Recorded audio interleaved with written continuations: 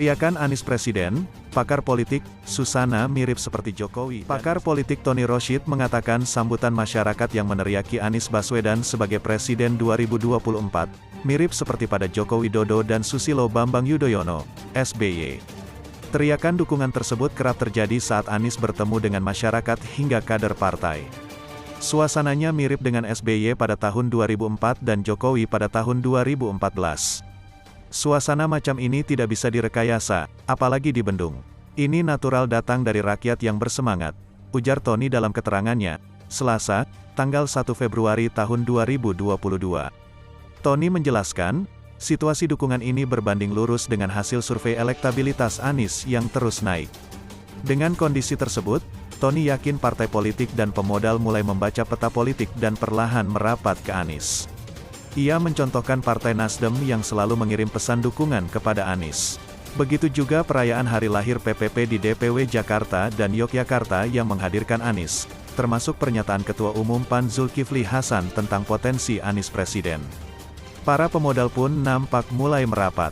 Dukungan Amran Sulaiman, mantan mentan dan pengusaha kaya asal Sulawesi kepada Anies memperkuat kesimpulan adanya peluang besar itu, kata Tony.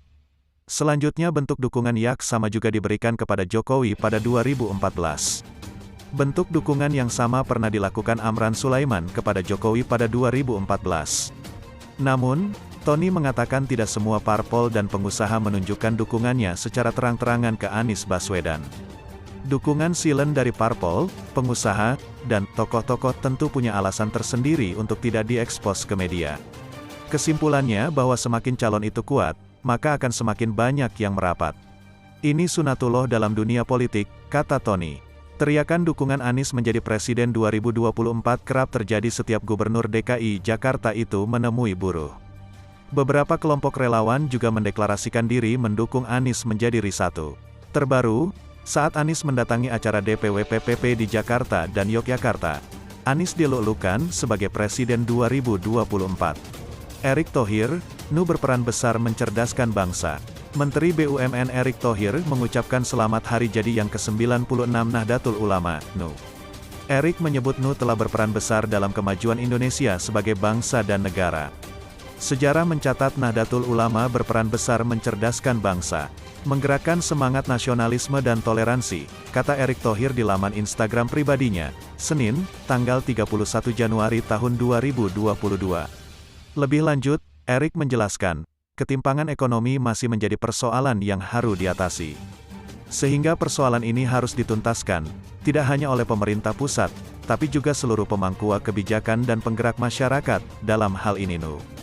Kemiskinan, ketimpangan dan ketertinggalan masih menjadi tantangan dan persoalan umat, ungkap Erick. Erick menilai peran besar Nu tak akan bisa dipisahkan dengan Indonesia. Keduanya merupakan satu kesatuan elemen bangsa, yang mampu mewujudkan kebangkitan dan kemandirian ekonomi umat.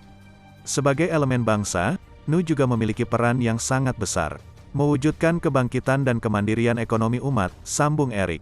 Terakhir, dengan usia yang hampir 1 abad ini, Erick berharap agar Nu terus menjadi garda terdepan untuk membina kerukunan dan kemajemukan Indonesia. Demi satu tujuan bersama, yakni Indonesia yang damai dan sejahtera.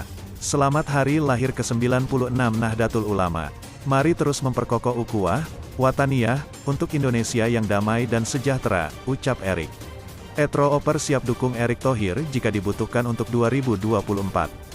Juru bicara relawan Etro-Oper, Aisyah Ayu Nerindra menegaskan, siap membantu Erick Thohir jika Menteri BUMN itu mencalonkan diri menjadi Presiden atau Wakil Presiden 2024. Kami Etro-Oper siap jika dibutuhkan di 2024. Apapun yang dibutuhkan Pak Erick dari kita siap dukung. Intinya itu, seperti di apa nantinya setelahnya, kami siap dukung Pak Erick, ujar Aisyah saat pembukaan reuni Etro-Oper, di Lampung, Senin, tanggal 31 Januari tahun 2022. Aisyah tak menampik peluang Etro-Oper menjadi relawan politik untuk Erick Thohir.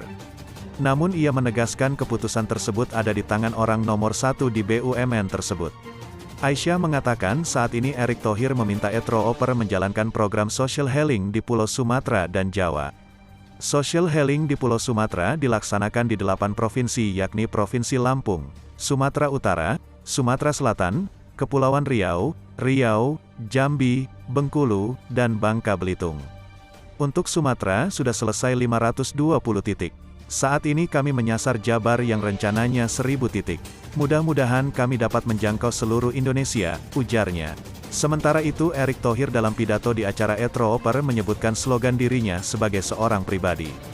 Slogan seringkali menjadi cara positif mengenalkan dan mempopulerkan diri menjelang atau saat pencapresan berlangsung. Kalau BUMN bicara, slogan, Merdeka Berdaulat, saya juga boleh dong bicara sebagai Erick Thohir dong, ujarnya. Pertama ia meminta relawan yang di lokasi untuk memekik kata, maju. Usai dirinya mengucapkan Indonesia, maju itu sesuai dengan visi Bapak Presiden, tambahnya. Erick juga meminta relawan untuk memekikkan yel-yel, makmur, saat dirinya mengucapkan kata Indonesia untuk yang kedua kali. Kalau saya bilang Indonesia, dijawab makek, dotmur. Gantian dong, kan boleh ada yang Erick Thohir, ujarnya disambut gelak tawa relawan. Kemudian Erick meminta relawan untuk memekikkan kata mendunia saat dirinya ketiga kalinya menyebut Indonesia.